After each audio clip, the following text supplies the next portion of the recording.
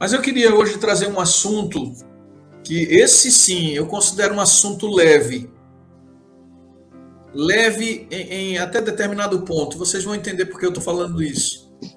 Mas assim, não, eu não acho que seja uma coincidência, como minha mãe dizia, por providência, estou eu aqui morando no campo, morando no interior de São Paulo. O meu irmão Robson mora também num sítio. E o meu irmão Gondim também mora no interior da Bahia. Lugares maravilhosos, muito próximos à natureza. Quando eu estou caminhando aqui, queridos, saio pela manhã para caminhar com a minha esposa, que eu sinto o ar puro, o silêncio da cidade, porque é uma cidade pequena, Engenheiro Coelho, e a gente caminha também próximo à mata. Eu costumo, enquanto estou caminhando, dizer: Senhor, muito obrigado, porque eu já morei na cidade grande e eu sei como é complicada a vida na cidade grande. Como o agito, às vezes, faz a gente perder Deus de vista por causa da correria, por causa do barulho, por causa da agitação. Então, hoje, quando eu estava lendo o livro Eventos Finais, eu comecei a pensar: por que não conversarmos um pouco a respeito da vida no campo?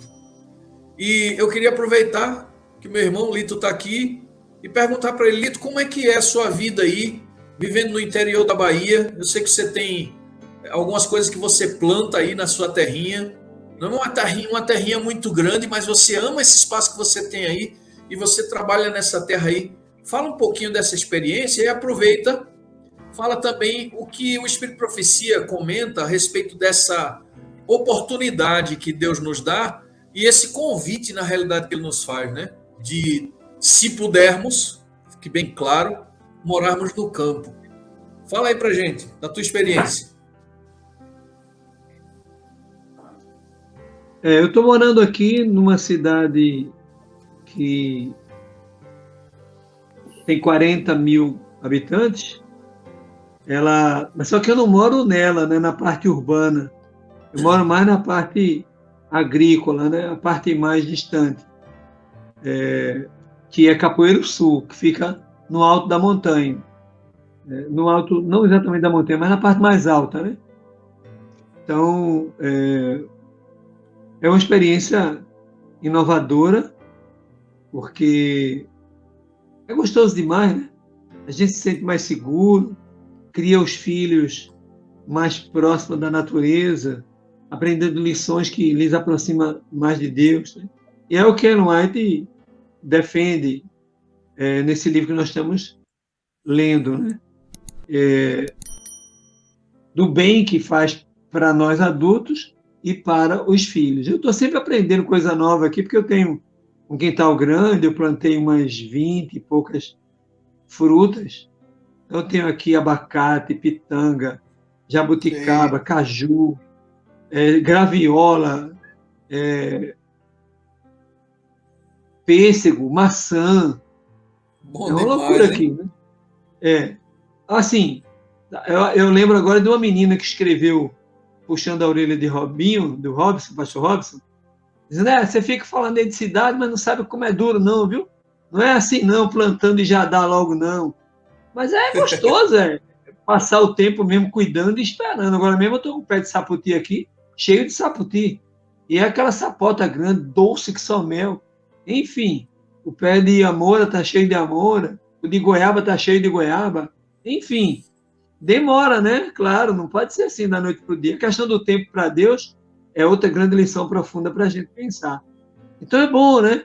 A gente vai cuidando da terra, aí tem a poda de limpeza, a poda de frutificação, a poda de crescimento. E eu vou lendo na internet e vou aprendendo e vou cuidando aqui. Tem o solo que tem que adubar, tem as pragas que você tem que lutar contra elas, as formigas que destroem uma pequena árvore em uma tarde ou numa noite. Então, é o símbolo também do inimigo, né, que visa destruir a gente. Uhum. Então, eu tenho aqui aprendido lições, especialmente da vida conjugal, né, porque a gente aprende que o marido é a lavoura da esposa e a esposa é a lavoura do marido. Essas coisas assim a gente aprende nesse dia a dia. Então, é maravilhoso. Se bem que hoje, essa menina que falou isso para Robson também, outros falam que, como assim? A gente vai embora da cidade e vai abandonar a cidade? Mas então, e como é que é o evangelismo? Não é isso. A Ellen White não fala isso. Ela apenas mostra que é um lugar melhor para se viver, mas deve ser uma estação para nós, um ponto estratégico para vivermos e, ocasionalmente, irmos a Jerusalém, como Jesus fazia. Ele morava fora, em Nazaré, mas ia para Jerusalém cumprir a sua missão. Então, não é que a gente deve abandonar a cidade. Até nisso a gente teve exemplo de Jesus, né, Lito? Exatamente. Jesus tinha um ponto estratégico da sua morada, e ele ia trabalhar, ia fazer o evangelismo lá em Jerusalém. Então, assim, se bem que hoje também já se fala, né, os inimigos dessa ideia, que também que é um lugar, se tornou perigoso também, as quadrilhas estão escolhendo as cidades menores para fazer aquele barulho todo, assaltar os bancos, mas mesmo assim, assaltar também fazendas, esses lugares ricos, né? Porque não tem muito policial e tal, mas mesmo assim não tem comparação com a vida atribulada numa cidade. Eu queria aproveitar, além do texto que você me deu, para a gente partilhar aqui com vocês, tentar mostrar rapidamente que há uma certa aversão de Deus à ideia de cidades, de se viver em cidades. Deus nunca aprovou, nunca abonou esse plano de aglomerado, de cidades com 2 milhões, 200 milhões, sei lá, 200 milhões não, mas assim, 10 milhões, 50 milhões. Esse absurdo, né? Que é uma loucura, né? Eu tenho aqui um texto de Gênesis 4:17 que diz: Caim, após receber a maldição de Deus e ter se retirado da casa de seu pai, fundou uma cidade, a qual deu o nome do seu primeiro filho, Enoque. Então, sabe, Caim já foi fazendo mais uma atitude que não era do agrado de Deus. Tá? Aí vem Gênesis 11:4. Disseram os homens: Eia, vamos, edifiquemos nós uma cidade e uma torre. Então, nota que a ideia primeira não foi a torre. A primeira ideia foi uma cidade. Mais uma vez, aí diz uma torre cujo cume toque nos céus, façamos o nosso nome, né? Para que não sejamos mais espalhados sobre a face da terra. Mas a ideia de Deus era que se espalhasse sobre a face da terra. Multiplicar e encher a terra. Então, Deus queria uma distribuição mais sustentável do mundo. Pessoas espalhadas, você vê hoje, a gente vai viajar, vem inúmeras terras. O Brasil é o primeiro país no mundo em terras ecúmenas. Existem terras inecúmenas, que são não habitáveis, e as terras ecúmenas, que são terras habitáveis. Então, a Rússia é um dos maiores países do mundo, mas é o maior do mundo em terras inecúmenas, coberta de gelo, onde não se planta nada. E aqui no Brasil nós temos essa imensidão. A gente está nas viagens, a gente vai vendo quilômetros e quilômetros sem ninguém habitar. Por quê? Porque está todo mundo concentrado em São Paulo, Rio de Janeiro, Recife, Fortaleza, e outras cidades menores que são também superhabitadas. O texto está em Gênesis 1:28, né? Deus abençoando e dizendo: frutificai e multiplicai-vos e enchei a terra. Aí vem um texto de Isaías 14:21, pesadíssimo. Deus dizendo: preparai a matança para os filhos, por causa da maldade dos seus pais, para que não se levantem e possuam a terra e encham o mundo de cidades. Então, assim, eu queria só abrir esse parênteses rapidinho aqui para mostrar o desagrado de Deus com a construção das cidades. E aí vem agora, para essa turminha que critica, vamos sair, a própria Jerusalém. Ó que coisa Deus fala em Isaías 1:21, sobre também Jerusalém. Porque Deus queria a população do seu povo espalhada, por isso que ele deu inúmeras cidades. E, em determinadas ocasiões, ir para o centro ali, que era Jerusalém, seria o centro da adoração. Entendeu? Mas não seria um lugar para a habitação. Aí ele diz: como se fez prostituta, ó que coisa pesada. Robinho vai gostar dessa aí. Ó que, como se fez prostituta a cidade fiel, ela que estava cheia de retidão, a justiça habitava nela, mas agora homicidas. Então, assim, está claro, né, que não é do desejo de Deus. Aí vem a grande Babilônia e a destruição em Apocalipse 16, verso 19.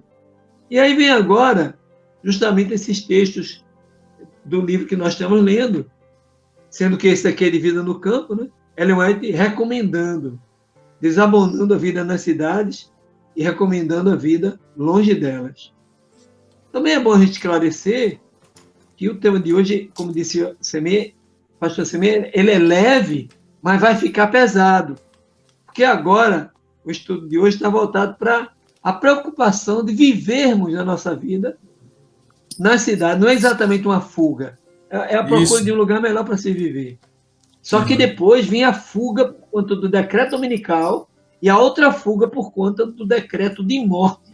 Que aí, o decreto dominical é cidade longe, mas o decreto de morte é para ir sair dessa cidade que já estaríamos morando por conta do decreto dominical, para ir para lugares longe. Não é mais nem viver em casas, aí já é para vivermos em tenda, né? Há uma tenda aqui e já foge para outro lugar, que a perseguição é para nos matar. Então, Ellen White, ela diz, em todo mundo as cidades estão se tornando viveiros de vícios, por toda parte se vê e ouve o que é mal, e encontra-se estimulantes à sensualidade, ao desregramento, avoluma-se incessantemente a onda de corrupção e de crime. Cada dia oferece um registro de violência, de roubos, assassinatos, suicídios e crimes revoltantes. É só o que a gente vê. Aí, em Vida no Campo, página 9, ela diz, em lugar da cidade apinhada, buscar algum ambiente afastado, onde os filhos possam estar, tanto quanto possível, ao abrigo das tentações. Porque se supõe que esses lugares haja menos tentação. Lógico que é verdade que hoje existe a mídia, né? É só ligar a televisão. Mas ainda assim é um lugar ideal para vivermos afastado dessas misérias que estão nos centros urbanos, né? Ela diz mais aqui, a cada... Quer falar, alguém? Eu queria completar... Foi eu que falei, Lito. Eu queria completar esse texto que você acabou de ler aí com um texto que eu estou com ele aqui na minha mão, eu gostaria de ler, que diz assim, ó, não é a vontade de Deus que o seu povo fixe residência nas cidades. Isso é tão claro, né, quando a gente lê, muito claro.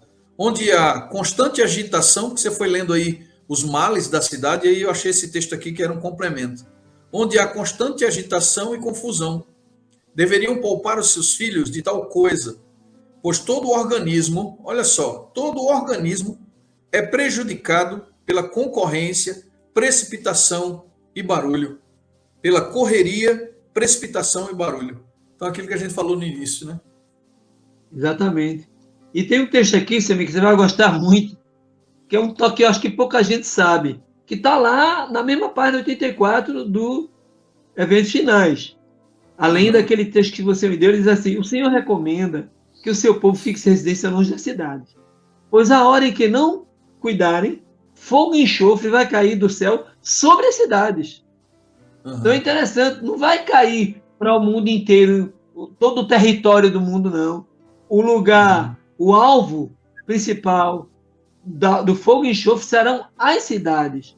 Então, estaremos também aquela expressão, Lito, permita te interromper, inclusive a expressão de Apocalipse que diz assim, que a terça parte dos homens foi ferida, indica que as pragas não serão universais, né? Elas cairão em pontos, em espaços estratégicos que Deus vai determinar. Exatamente. E aí, finalmente, ela diz, saiam das cidades, mais depressa possível. Aí vem a parte que Robinho sofre muito lá no canal dele, porque o pessoal, aqueles nó cegos, né, que só gosta de ficar agitando as pessoas e falando contra, né? Dizendo quem é que tem dinheiro para comprar terra, mas eu digo para vocês uma coisa, no interior, o preço de terreno é bem mais em conta, e não é terreno muito grande, é um terreno pequenininho para você montar sua casa, tem um quintalzinho, tá ótimo, não precisa ser 1.000 alqueires, não. E os preços são mais em conta, tanto de casa quanto de terreno. Então, todo mundo que se planejar, e Ellen White também fala, isso a Bíblia também diz, né? Você quer construir uma torre? Junte dinheiro antes e veja se é possível você levantar a torre com o dinheiro que você tem na mão. Jesus foi quem falou isso, né? Então, se você juntar dinheiro, vai ter condição qualquer um de nós de comprar um terrenozinho pequeno e fazemos na nossa casinha. Ela diz isso. Comprei um terreno, um pedacinho de terra. Sim. E aquelas pessoas que não têm condição nenhuma, zero, zero, zero, devem dizer para Deus isso e começarem a orar a esse respeito. Que Deus abre portas. Tem coisas incríveis acontecendo na vida de muita gente nesse sentido, que eu fico impressionado. E quando a gente menos espera, Deus abre uma porta, porque a vontade dele é essa.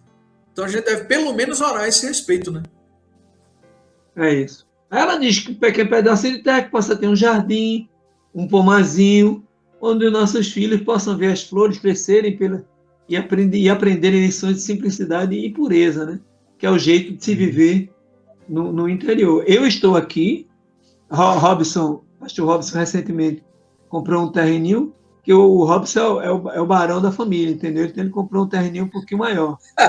O meu é pequenininho, mas o dele é bem maior. Tem gente que não conhece essa expressão, barão. Né? Barão, né?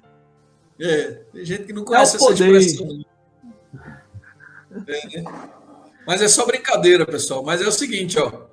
Eu queria que Robinho comentasse com a gente uma parte do Eventos Finais que eu mandei para ele, que Ellen White diz por que é tão prejudicial para as famílias viver nas cidades, especificamente para as famílias. Comenta aí, Robinho, você também que já traz com você essa experiência, essa vida no campo, que você já disse que é dura, que é difícil, mas com Deus tudo é possível, né? Então, ninguém vai sair correndo desesperado, ainda tem que ir para o campo, porque Deus está mandando. Mas aproveita, se a gente tiver tempo aqui, temos ainda 11 minutos, aproveita e já dá alguma dica para o pessoal aí de como planejar ou como pode realizar esse sonho. E quem sabe morar um dia no campo. Sim. Há uma tendência natural do ser humano de buscar conforto. É super inteligível isso. A gente entende que as pessoas buscam conforto. A gente vê na história de Abraão e Ló, Abraão deu a oportunidade de Ló escolher e Ló escolheu a parte da cidade e foi para lá, e a situação, nós sabemos o que é que aconteceu. Fugindo então, sendo praticamente arrastado pelos anjos, o anjo disse, olha, vai, se você olhar em Gênesis 19, você vai ver que o anjo diz assim, salva a tua vida e corre para o monte. E o Ló, o que foi que ele disse? Não, Senhor, não. Me deixa ir para aquela cidadezinha ali, olha, ela é pequena. E o que aconteceu, meus queridos, é que Ló foi para lá e ele viu que depois que tudo aconteceu, a cidade foi destruída, Sodoma e Gomorra, ele viu então a impiedade que mesmo naquela cidadezinha pequena ali estava acontecendo, e ele foi então finalmente para a caverna, e nós já sabemos o final da história, e depois, no decorrer da história, nós lemos que essa cidade também foi destruída, mesmo a cidade pequena dele. Sabe, queridos, a situação é muito difícil, é realmente uma das coisas mais interessantes que foram faladas aí, entre Semei e o pastor Semei e o pastor Gondim, é sobre a questão do juízo.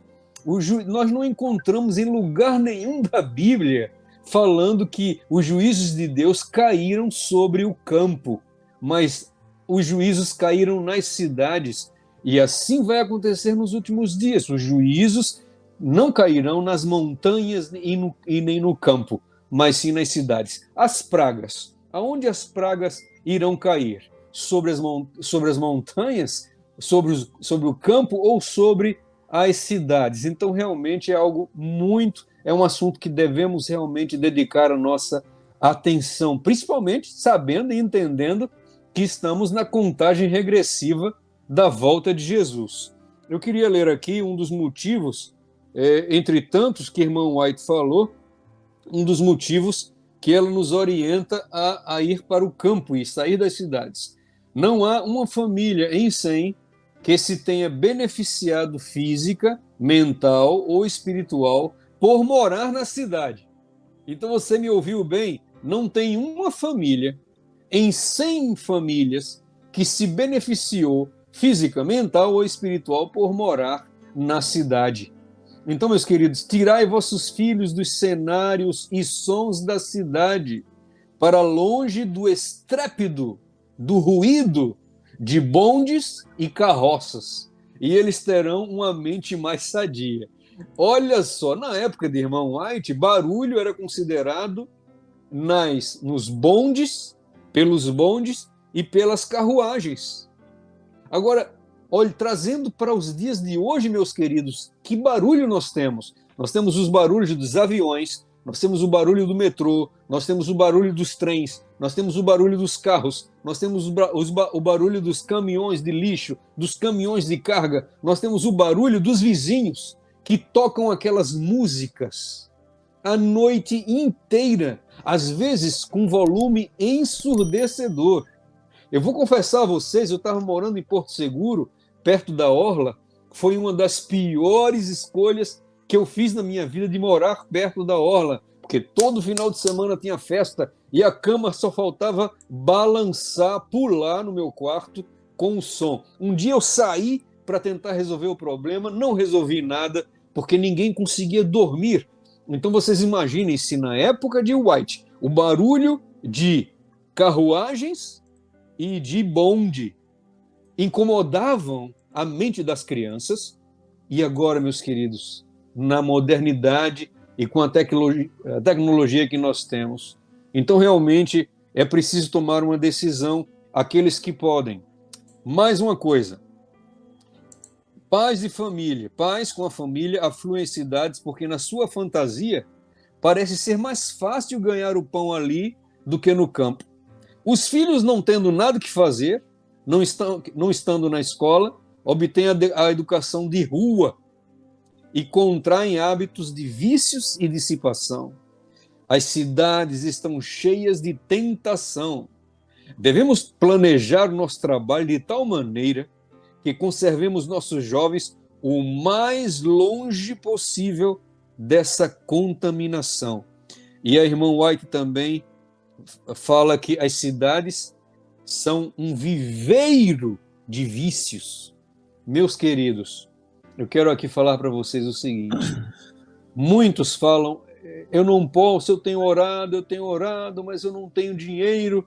Quem disse que você precisa de dinheiro para comprar um sítio? Você pode alugar um sítio. Na minha rua, eu encontrei, na rua do sítio que eu vivo, eu encontrei sítios por R$250 o aluguel. Você me ouviu bem? R$250 o aluguel. Semei, você tem um amigo, o nosso amigo Marcelo, ele mora também num sítio e o preço muito acessível, o sítio que o Marcelo mora.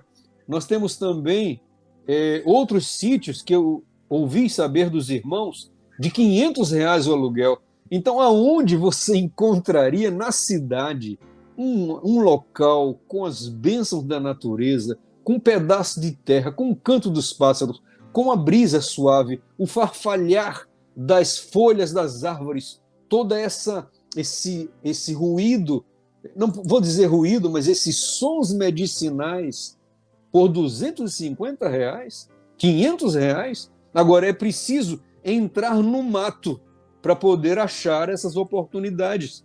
Mas eu garanto a você que se você orar e se você entrar no mato, você vai encontrar. As bênçãos para a vida no campo são incríveis. A experiência que tive ao plantar, né, a ter as minhas próprias plantações de coentro, de cebolinho, de cenoura, de pepinos, de couve, de alface, olha... Abacate, olha que coisa linda, mas é uma coisa tão fantástica. Tem muita coisa, uma bênção de Deus. Então você vai usufruir, você vai viver uma atmosfera que é uma atmosfera celestial. É como se Deus tivesse, morar no campo, é como se Deus tivesse o tempo todo falando para você, ao acordar, eu te amo com o canto dos pássaros. Durante o dia, eu te amo com a brisa que tem no campo. ao anoitecer, no pôr do sol. Eu te amo com o pôr do sol lindo do campo. Então, meus queridos, aqueles que podem, se esforcem. Os que não podem, orem, porque Deus responde a oração. Sabe de uma coisa? Uma vez eu orei pedindo a Deus para morar no campo, e Ele me deu de presente um local para morar no campo. Ele me deu também de presente uma pessoa que construiu a minha casinha no campo. E eu quero dizer que no meu canal, como eu promovo muito assuntos de vida no campo, vez ou outra, pessoas me escrevem felizes: pastor, é incrível, eu orei e Deus abriu as portas. Eu acabei de ganhar um sítio, eu acabei de ganhar um terreno, eu acabei de conquistar algo que o Senhor fez aparecer do nada. Queridos, quando nós olhamos para o lado, para o outro e não vemos saída, Deus tem mais de 1000 maneiras de responder às nossas orações. Eu tenho certeza que você me sabe muito bem o que estou falando. Deus pode criar do nada as situações, Deus pode criar do nada as oportunidades e fazer com que os nossos sonhos, se são sonhos em harmonia com Ele, sejam realizados. Então, assim, é hora de pensar mais sobre esse assunto. É hora de cuidar dos nossos filhos, salvar a nossa família e preservar-nos do mal que está nas grandes cidades. As cidades são viveiros de vícios, de males. E para terminar, um dia assistindo uma pregação de um pastor, e ele falou assim: eu não entro mais em shopping center. E eu fiquei muito assustado. É um pastor de grande renome, é um pastor muito, mas muito conhecido na internet. E ele disse: eu não entro mais em shopping center.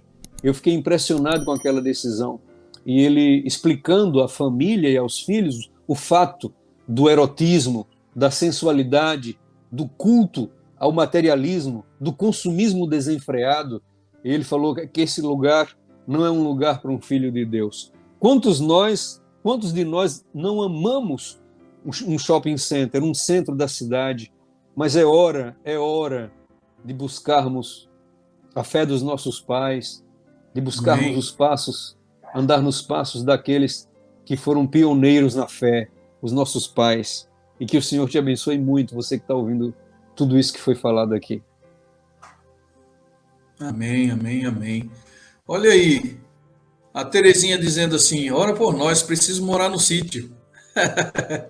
Eu coloquei aqui na tela, enquanto você estava falando, Robinho, alguns comentários muito legais. Por exemplo, alguém dizendo assim: na minha cidade tem gente que vai morar e o dono diz assim: olha, cuida, e ele não paga nada, só cuida da terra da pessoa. É aquela função de caseiro, né? Tem caseiro que mora, não ganha nada, mas tem a oportunidade de morar, e tem caseiro até que recebe para cuidar da propriedade. É isso. Então tem muitas formas. Se a gente quiser ir orar a Deus, Deus vai abrir as portas. Essa questão da segurança, que alguém abordou aqui também, hoje em dia é seguro, a gente tem que realmente se preocupar com isso também.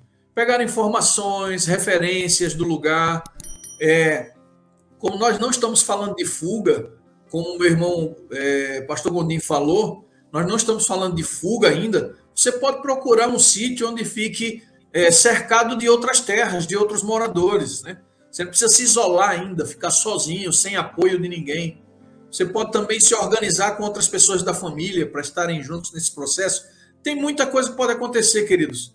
Desde que a gente ore, Deus tem interesse, isso é o primeiro passo. Deus tem interesse, Deus quer. Então, ore nessa direção que Deus vai fazer o resto. Amém? Sabe, Zé, a gente está adiantado no tempo, mas eu queria falar uma coisa bem pequenininha, é possível?